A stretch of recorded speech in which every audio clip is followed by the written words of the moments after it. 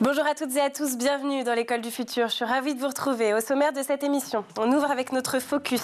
Réseaux sociaux, devoirs en ligne, jeux vidéo, les écrans s'invitent partout à la maison. Alors pour apprendre à garder le contrôle, le Clémy vous propose un nouvel épisode de sa série La famille tout écran. Et puis, quand elle est sur ce plateau, elle ne vient jamais sans une idée derrière la tech. Et Tanit Belaïch, bonjour. Bonjour Lisa. Quel est le sujet de votre chronique aujourd'hui ? Eh bien aujourd'hui, on va parler des premiers pas d'OpenAI dans le monde du cinéma. Ah, on a hâte de découvrir tout ça. Et pour créer un site, une appli ou un outil numérique sans taper une seule ligne de code, c'est la promesse du no-code, une révolution qui bouscule les métiers du numérique et redessine déjà le marché de l'emploi. On en parle avec notre invité du jour, Thomas Bonenfant. Bonjour. Bonjour Lisa. Vous êtes cofondateur et CEO d'Allegria Group, en charge de la division Allegria Academy, la première école de no-code diplômante lancée fin 2021. On découvre tout ça ensemble dans un instant. Tout de suite, place au focus.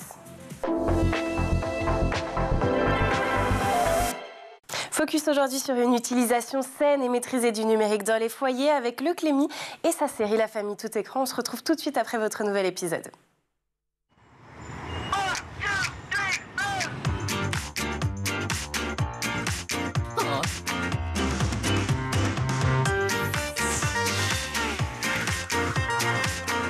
Comme une compétence réservée à quelques initiés. Pourtant, le code est partout autour de nous, dans l'école, dans les entreprises, mais aussi dans nos vies quotidiennes. Mais de nos jours, faut-il vraiment savoir coder pour innover ou bien existe-t-il d'autres façons de créer, plus rapides, plus ouvertes ? On en parle dans la première partie du talk.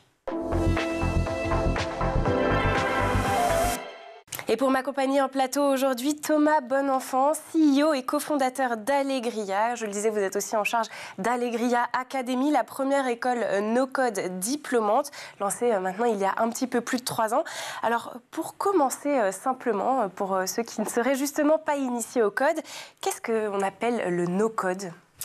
Alors en fait, le no-code, c'est tout un tas d'outils, d'applications qui va permettre de faire ce que font des développeurs, c'est-à-dire créer des logiciels, mettre en place des automatisations, créer des applications, en fait tout ce qui existe un peu sur le web, et tout ça sans savoir réellement coder. En l'occurrence, à l'ère de l'IA, c'est aussi ce qui va permettre d'utiliser des outils d'intelligence artificielle de manière vraiment poussée, d'aller au-delà de l'interface de ChatGPT que vous connaissez, et vraiment de pouvoir intégrer l'IA dans des applications ou même automatiser des processus en intégrant de l'IA. Puisqu'en réalité, la puissance de l'IA, c'est pas seulement l'interface conversationnelle, c'est les modèles qu'il y a derrière et c'est comment justement on arrive à se servir de ces modèles pour pouvoir automatiser des process, faire gagner du temps en fait à tout le monde ou améliorer même l'expérience des clients. Et toujours dans une logique de comprendre un petit peu cet écosystème, en quoi ça se différencie le no-code ou l'utilisation de l'IA aussi du code classique ou de ce qu'on appelle aussi le low-code ? Parce qu'il y en a des termes il y a pas mal de termes et puis il y a aussi le vibe coding, on en parlait juste avant. Alors pour différencier un petit peu tout ça, bon déjà effectivement le code, ça je pense que vous voyez à peu près ce que c'est-à-dire voilà c'est vraiment du texte, c'est des langages de programmation en réalité, c'est une manière de communiquer avec la machine et en réalité finalement cette manière de communiquer avec la machine a évolué au fil du temps. Quand on regarde au début de l'informatique, on peut communiquer avec la machine avec des 1 et avec des 0. À la fin, ça reste toujours du langage binaire, effectivement. Et puis, finalement, plus on a avancé dans le temps, plus on se rapproche en réalité d'un langage humain. C'est arrivé avec les langages de programmation. Alors, c'est pas encore tout à fait des langages humains, effectivement. Il faut quand même se former, faire des études, généralement plutôt 3 à 5 ans quand même pour commencer à savoir vraiment coder. Et puis, on se rend bien compte que le code, c'est assez limite, effectivement. Tout le monde ne va pas apprendre à coder. C'est pas si simple que ça, effectivement. Et pourtant, tout le monde a besoin de créer des outils digitaux. Tout le monde a des idées, a envie de créer ses propres applications.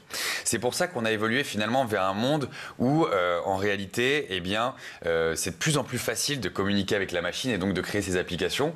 C'est là où, en fait, est arrivé le low-code. Donc là, finalement, c'était d'abord, dans un premier temps, un peu moins de code, c'est-à-dire c'est-à-dire déjà des briques un peu préconstruites, etc. Mais il fallait quand même savoir coder, maîtriser quand même un petit peu le code pour pouvoir faire évoluer tout ça. Et puis le no-code est arrivé avec, là pour le coup, des interfaces qui sont complètement visuelles. C'est pour ça qu'on appelle aussi ça de la programmation visuelle. Donc en fait, on va assembler des blocs ensemble. C'est un petit peu comme des Lego. Et là, pour le coup, il n'y a pas vraiment besoin de savoir coder, même si c'est quand même important de comprendre comment ça fonctionne derrière. Et puis, avec l'arrivée de l'IA, on est même encore à une nouvelle ère, puisque là, c'est même plus vraiment des interfaces visuelles. On peut carrément parler comme un vrai humain pour créer ces applications. Alors, quelles sont les limites du no-code? Est-ce qu'on peut vraiment tout faire sans coder? Est-ce qu'on peut créer n'importe quelle application? Ou est-ce que finalement, on est quand même un petit peu limité par rapport à du code classique ou du low-code? Alors, c'est une très bonne question. Et puis, effectivement, même ces limites existent aussi quand on va vibe coder, quand on va utiliser de l'IA en fait, pour créer des applications. On ne va pas envoyer une fusée sur la Lune avec des outils no-code. En fait, quand il y a besoin d'avoir des latences très faibles, des programmes qui sont hyper performants, là, pour le coup, on ne va pas utiliser des outils no-code. Et puis, même en fonction du cas d'usage que vous souhaitez mettre en place, vous allez choisir un outil plutôt qu'un autre, puisqu'en fait, chaque outil a un peu sa spécialité. Donc aujourd'hui, je dirais qu'on peut faire 80 à 90% de ce que peut faire un développeur web avec des outils no-code. Et puis, cela n'empêche pas finalement d'utiliser un petit peu de code pour combler justement ces 10%. Et petite question, finalement, quand on n'est pas du tout dans le secteur, est-ce que quand on utilise une application ou un site web qui a été créé avec du no-code, est-ce qu'on peut le détecter quelque part? Est-ce qu'il y a une différence? Aujourd'hui, c'est très très difficile. En réalité, si on s'y connaît particulièrement et qu'on commence à regarder un peu dans la console, donc en fait qu'on rentre dans le code source en fait de l'application, là je pense qu'un développeur peut se rendre compte que ça a été fait avec des outils no-code, parce qu'effectivement, à la fin, ces outils-là vont générer du code, et donc en fait, c'est peut-être du code qui va pas toujours être aussi propre que celui qui aurait été fait par un développeur expérimenté. Mais sur l'interface, en tout cas, c'est pas détectable pour l'utilisateur. Ouais, non, c'est pas détectable, clairement. Est-ce qu'on a des exemples d'applications peut-être pour nos téléspectateurs qu'on utilise au quotidien et qui seraient issues du no-code ou du low-code? Ouais, en fait, il y en a de plus en plus. En réalité, les besoins digitaux, la plupart des besoins digitaux sont sur des applications quand même d'entreprise. Donc ça va être plutôt des applications qui sont utilisées à l'intérieur des entreprises. Mais en réalité, si demain vous vouliez refaire un Twitter, un Instagram en no-code, c'est tout à fait possible.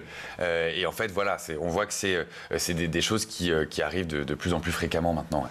Alors pour le coup, on a donc l'impression quand même de ce que vous nous dites que finalement le no-code, c'est peut-être quelque chose que plus de personnes peuvent maîtriser. Est-ce que justement c'est accessible uniquement aux professionnels du numérique ou plutôt à un panel plus large, même de novices peut-être?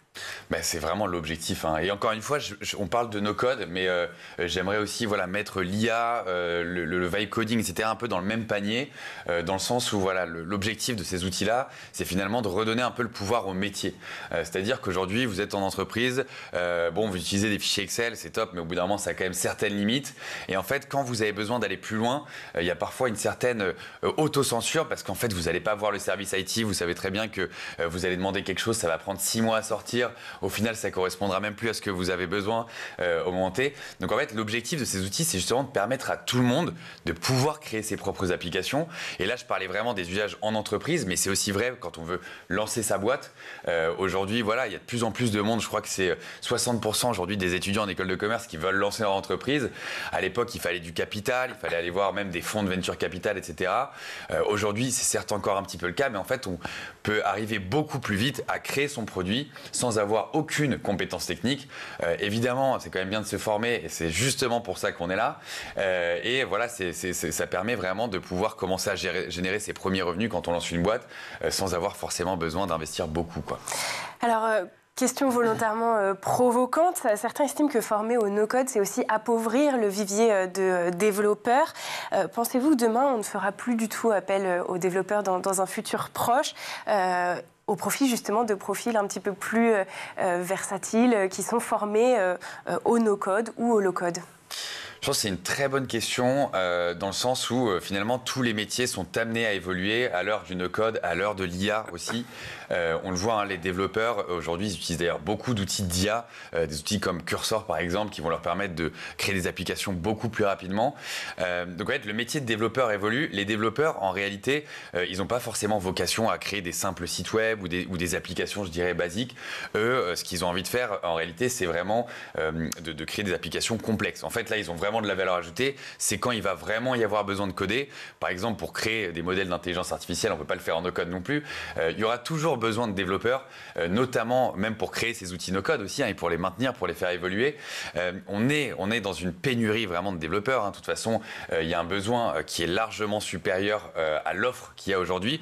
Donc en fait, il y aura toujours des développeurs, il y aura toujours besoin de développeurs, ça c'est une certitude. C'est juste qu'ils vont pouvoir vraiment se concentrer sur leurs tâches, sur les tâches à vraiment forte valeur ajoutée, et non plus faire des applications de base qui là pour le coup vont pouvoir être faites par n'importe qui, et c'est vraiment déjà le cas aujourd'hui en l'occurrence. Et est-ce que vous estimez peut-être que justement ça peut être une porte d'entrée d'utiliser le no-code, le low-code, l'IA pour être un tremplin vers l'apprentissage après du code? Est-ce que ça permet aussi d'acquérir un certain nombre de compétences?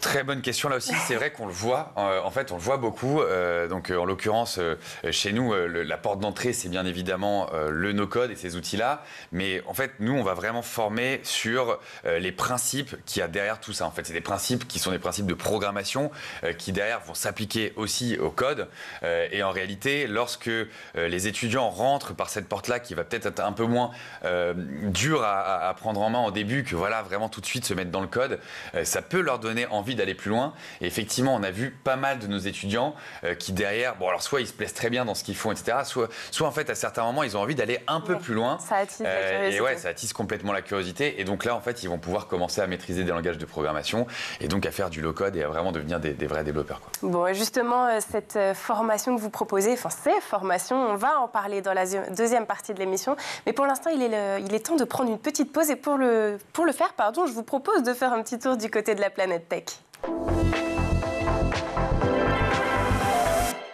Images et vidéos, c'est le meilleur d'Internet, c'est l'œil de Dylan Kohler.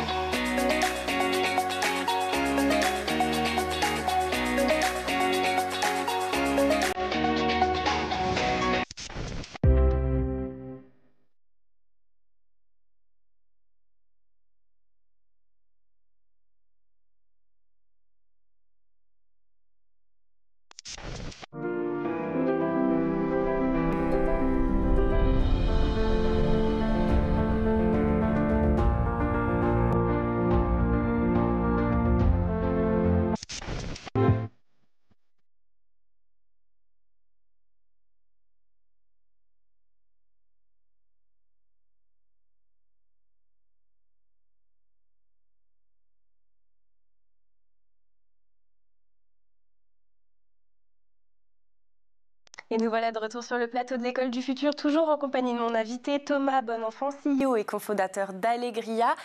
On va continuer à parler avec vous de no-code, d'intelligence artificielle, de solutions alternatives pour développer des outils numériques. Mais d'abord, place à la chronique d'Etanit Belaïch qui a une idée derrière la tech. Et Tanit, vous allez nous parler de cinéma avec OpenAI qui va faire ses premiers pas dans l'animation en prêtant ses services pour la production d'un long métrage prévu pour l'année prochaine. Premier long métrage à inclure l'intelligence artificielle à chaque étape de sa fabrication, il faut le préciser.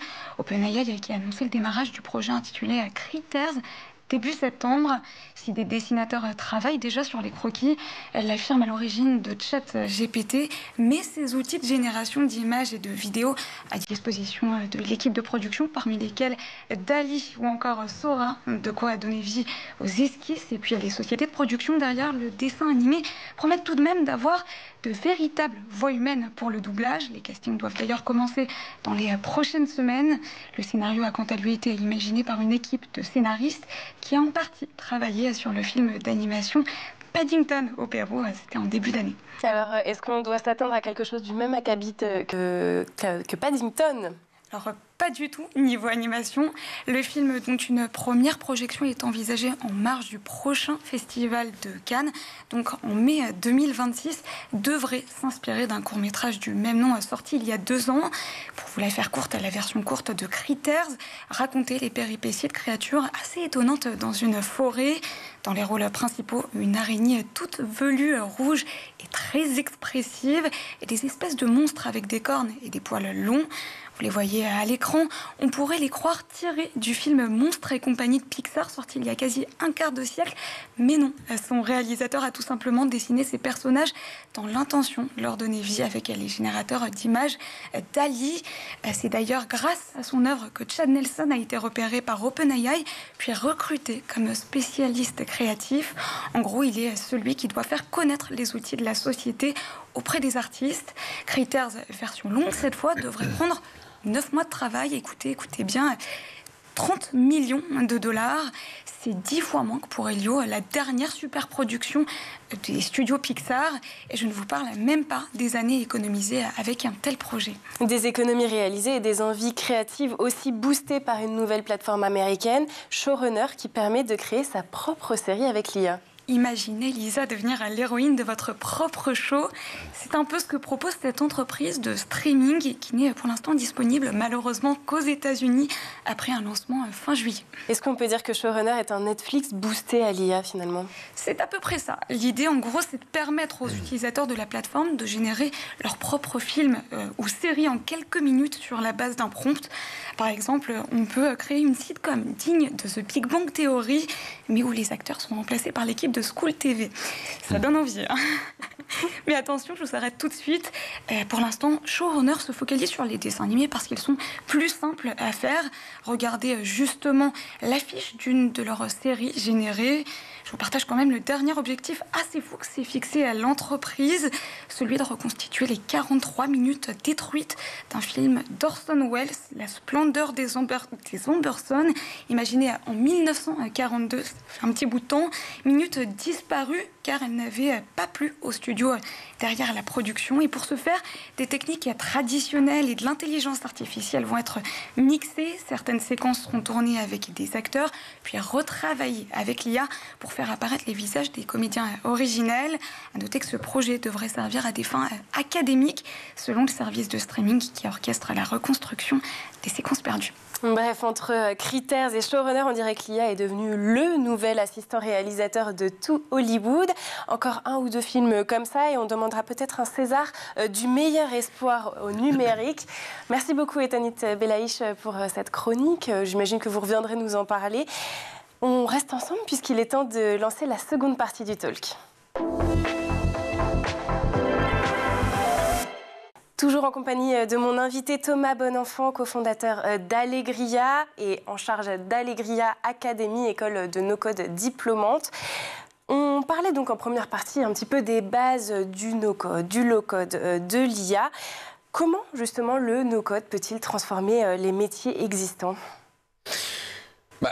Le no-code d'ailleurs, est déjà en train de transformer les métiers existants dans le sens où ça permet vraiment de libérer les gens des tâches à faible valeur ajoutée qu'ils vont réaliser en fait au quotidien. En réalité, vous le savez, je pense que c'est vrai dans tout secteur, dans toute industrie, il y a des tâches qui parfois sont pas les plus épanouissantes. Très souvent, dans les entreprises, on voit des personnes copier, coller des informations d'un logiciel à l'autre, d'un fichier Excel à l'autre. L'objectif, c'est d'arrêter tout ça et qu'on puisse permettre à tout le monde de se concentrer sur ce pourquoi ils sont vraiment là, leurs vraies compétences finalement, et être en capacité de pouvoir les libérer de toutes ces tâches-là en automatisant finalement un maximum ces process-là. Et je le disais aussi, sur le côté se lancer sa propre entreprise, lancer son propre projet aussi, c'est le cas dans une entreprise. Avant, il fallait beaucoup de capitaux. Maintenant, grâce à tous ces outils et grâce à l'IA, c'est pas d'ailleurs que dans le cinéma, effectivement, dans le développement, c'est tout à fait le cas aussi. On peut aller beaucoup plus vite, faire des choses beaucoup plus rapidement et surtout sans avoir besoin de toutes les compétences dont on avait besoin avant. Alors le no-code, justement, vous êtes devenu en 2021 la première école diplômante en France à aborder cette thématique. Comment expliquer que personne ne se soit saisi du sujet aussi sérieusement finalement avant ça ? C'est une très bonne question. Je pense qu'il y a quand même des initiatives qui ont eu lieu. Après, je pense qu'il y a aussi, on a aussi réussi, je dirais, à communiquer d'une certaine manière qui a rendu la chose accessible et qui nous a permis finalement d'être assez visible assez tôt, ce qui a attiré pas mal de monde. Aujourd'hui, chez Allegria Academy, on a quasiment 10 000 étudiants. Donc finalement, il existe d'autres écoles qui vont former sur ces thématiques. C'est pas des écoles forcément traditionnelles, même si nous on travaille avec des écoles traditionnelles, par exemple comme tout un tas d'écoles de commerce, pour en citer une, le SCP par exemple, avec qui on a une formation justement commune sur l'intelligence artificielle et le no-code. Donc en fait, ces écoles traditionnelles n'ont pas forcément les compétences initialement pour pouvoir lancer ce type de nouveaux cours. Nous, c'est vrai qu'on a une petite particularité chez Allegria, c'est même une grosse particularité par rapport aux autres écoles, c'est qu'en fait on a une branche B2B, une branche qui va accompagner en fait les entreprises, et donc finalement les contenus de cours, tout ce qu'on va créer, ça vient de notre expérience terrain. C'est-à-dire que nos professeurs, ce ne sont pas simplement des professeurs, ce sont des personnes qui au quotidien vont utiliser ces outils pour accompagner des entreprises à mettre en place finalement ces projets, et ça nous permet en fait de tirer des cas d'usage, puisque la finalité finalement c'est de trouver vraiment les bons cas d'usage. C'est pas trop de rester dans la théorie, mais plutôt de se dire ok, ça sert à quelque chose, mais surtout je vais pouvoir m'en servir dans mon métier de cette manière-là.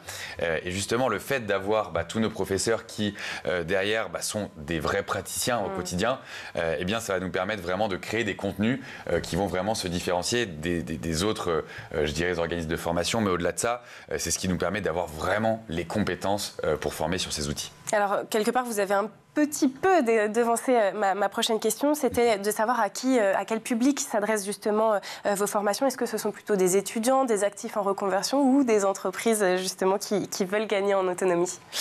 Eh bien, en réalité, on va s'adresser un petit peu à ces trois personas, dans le sens où, c'est vrai que aujourd'hui, la problématique de besoin finalement en informatique se situe au niveau des entreprises. Il y a cette problématique-là d'un côté, et de l'autre côté, on va avoir aussi beaucoup de personnes qui vont se sentir un peu menacées, notamment par l'arrivée de l'IA. On sait qu'il y a un certain nombre d'emplois qui vont être détruits avec l'arrivée de l'IA, ou en tout cas des emplois qui vont évoluer. Et en fait, si on ne veut pas se retrouver largué aujourd'hui, si on ne veut pas avoir peur demain finalement d'être remplacé, eh bien il faut absolument se former. Donc je dirais la cible première, malgré tout, ça reste les salariés, et notamment des salariés qui sont aujourd'hui en seconde partie de carrière, qui sont arrivés finalement dans le monde de l'entreprise dans un ancien temps, qui a beaucoup évolué aujourd'hui, et qui ont vu justement cette nécessité de venir se former. Au-delà de ça, on va aussi beaucoup accompagner les entreprises, puisque finalement la transformation vers l'IA, beaucoup d'entreprises se demandent mais comment est-ce que je vais pouvoir passer à l'IA, comment je vais pouvoir vraiment intégrer l'IA au sein de mon entreprise. Et bien en réalité, ça démarre aussi par la formation. si on ne sait pas ce qu'on peut faire avec ces outils, comment on peut prendre des décisions stratégiques concernant les projets qu'on va mettre en place. Donc c'est pour ça qu'on accompagne beaucoup d'entreprises. Aujourd'hui, on a accompagné un peu plus de 500 entreprises sur cette thématique. Est-ce que ça vous permet aussi peut-être dans le public visé d'avoir des personnes qui étaient initialement éloignées du numérique, peut-être proches de la fracture numérique, justement, qui se disent qu'avec du no-code, ils peuvent entrer plus facilement dans ce secteur-là? Complètement. Je pense que c'est vraiment des outils qui permettent d'avoir beaucoup plus d'inclusion dans le monde de la tech. De l'inclusion déjà de par le niveau de formation, puisque c'est vrai qu'avant, pour devenir développeur, comme je le disais tout à l'heure, il faut plutôt 3 à 5 ans pour vraiment maîtriser ces techniques-là. Là, pour se former aux outils no-code ou à l'IA, on parle plutôt de 6 à 12 mois. Donc voilà, c'est vraiment des temps quand même de formation qui sont beaucoup réduits. Et donc ça permet de supprimer finalement cette barrière qui existait uniquement quand il y avait le code. Donc oui, c'est vraiment un outil super qui est vraiment utilisé aussi pour la diversité. Il y a plus en plus de femmes aussi qui se mettent à la tech. On le sait dans les outils, je crois que dans l'IT, c'est plutôt dans les métiers du développeur traditionnel, on est sur 15%, quelque chose comme ça. Là, par exemple, parmi nos étudiants à l'Agri Academy, on est plutôt aux alentours des 40-45% de femmes. Et c'est vrai que je parlais encore à une grande école d'informatique. Oui, c'était plutôt aux alentours de 8% de femmes, quoi. On l'a évoqué aussi en début d'émission, et d'ailleurs tout au cours de l'émission, la menace de l'intelligence artificielle qui pèse aussi sur ce secteur. Déjà, comment est-ce que vous appréhendez ce nouvel outil? Est-ce que vous craignez à terme que le développement de logiciels se fasse en partie grâce à l'IA et peut-être même à terme uniquement grâce à l'IA, ou est-ce que selon vous, c'est totalement impossible? Déjà, je le crains pas forcément, dans le sens où je pense que c'est une super opportunité pour tout le monde, justement pour pouvoir enfin libérer sa créativité, enfin pouvoir faire ce dont on a toujours eu envie, alors même qu'on ne sait pas coder. Donc voilà, je vois pas forcément ça comme une menace, mais plutôt comme une super opportunité pour tout le monde. En réalité, on va vraiment pouvoir, vraiment tous s'y mettre. Mais maintenant, c'est un peu comme je le disais tout à l'heure, on aura toujours besoin de développeurs. C'est juste que leurs compétences vont servir à d'autres choses. Et puis, ça peut aussi donner envie d'ailleurs à des gens de devenir développeurs eux-mêmes, quoi. Et Tani, je crois que vous aviez une question. Vous le disiez il y a quelques instants, demain, il va falloir que tout le monde soit formé aux notions de code. Est-ce que vous imaginez finalement un monde où tout le monde sera développeur ? Alors, c'est pas tout à fait ce que je disais, dans le sens où je pense pas qu'il faut que tout le monde soit formé au code. On n'arrivera jamais à former tout le monde au code, tout simplement parce que la barrière à l'entrée est quand même trop importante et tout le monde ne veut pas se former au code. C'est aussi, je dirais, une manière de créer des applications qui n'est pas la plus ludique. Avec ces outils-là, on a une approche qui est quand même déjà beaucoup plus ludique. C'est quand même beaucoup plus sympathique, entre guillemets, de créer des applications avec des interfaces visuelles. C'est beaucoup plus simple à comprendre. Mais au-delà de ça, ça permet d'aller beaucoup plus vite. Donc moi, je ne crois pas à un monde où tout le monde deviendra développeur. En revanche, je crois à un monde dans lequel tout le monde est en capacité de créer ses propres applications sans avoir forcément besoin de faire appel à un développeur. Aujourd'hui, c'est 0,3% de la population qui sait coder. C'est très très faible. Et finalement, c'est cette partie infime de la population qui détient ce pouvoir de la création d'applications encore aujourd'hui. C'est vraiment en train de changer. Et nous, on aimerait que d'ici 4-5 ans, on soit plutôt sur 30% de la population qui sont en capacité de créer des applications. Mais pour ça, il faut quand même se former. Et c'est vrai qu'il y a quand même une théorie, quand même, des concepts à maîtriser. Et il ne faut pas simplement rentrer, je dirais, dans ces outils, puisque c'est vraiment une erreur, ça, pour le coup, d'arriver juste par le prisme de l'outil. Il faut vraiment comprendre comment tout ça fonctionne pour non pas être attaché à un simple outil, mais être en capacité de pouvoir tous les utiliser. Et justement, dans vos formations, je voulais qu'on revienne un petit peu plus longuement sur celle sur l'IA. Quelles sont les grandes lignes de la formation ? Alors déjà, ce qu'il faut savoir, c'est que notre pédagogie, elle est basée sur 3 piliers. Aujourd'hui, c'est ça qui nous a permis aussi d'avoir 10 000 étudiants, avec une équipe aussi qui est relativement restreinte. On n'est pas du tout sur le même nombre d'administratifs que dans une école traditionnelle. On a le premier pilier qui est donc le contenu de formation qui, je le disais, est tiré vraiment de notre expérience au quotidien avec les entreprises qu'on accompagne. D'autre part, on va avoir vraiment l'aspect communautaire dans la formation. Finalement, les étudiants échangent beaucoup entre eux, ils se corrigent même parfois eux-mêmes. C'est des choses qui permettent vraiment d'aller au-delà du simple contenu de cours. Et puis de l'autre côté, on a le pilier qui sont les experts. Donc en fait, on a toujours des experts qui sont à disposition, qui permettent finalement à ces étudiants de pouvoir se se faire débloquer à n'importe quel moment en posant leurs questions. Et évidemment, on a aussi une IA qui va les accompagner, hein, bien sûr. On croit beaucoup finalement à l'apprentissage en utilisant ces outils d'intelligence artificielle. Et donc nous, en fait, ce qu'on va faire vraiment pour répondre à la question plus directement, on va d'abord commencer par apprendre justement les principes qui sont derrière tous ces outils-là. Donc vraiment comment fonctionne Internet, qu'est-ce qu'une API, qu'est-ce qu'une relation client-serveur, enfin voilà, toutes ces choses un peu, voilà, tous ces concepts, un peu d'algorithmie aussi. Et puis ensuite, on va les appliquer. On va les appliquer au sein de ces outils. Par exemple, on apprend à modéliser des bases de données. Pour créer ces bases de données, on va derrière l'appliquer sur un outil qui s'appelle Airtable, etc., etc., quoi. Donc voilà. Et l'objectif, à la fin, c'est que les étudiants, évidemment, soient autonomes pour créer leurs propres applications. Bon, écoutez, si vous avez envie d'apprendre à coder, que ce soit en no-code, en low-code ou avec l'IA, vous savez désormais vers qui vous tournez. Merci beaucoup Thomas Bonenfant d'avoir été avec nous. Je le rappelle, vous êtes CEO et cofondateur d'Allegria et chargé d'Allegria Academy, la première école de no-code diplômante.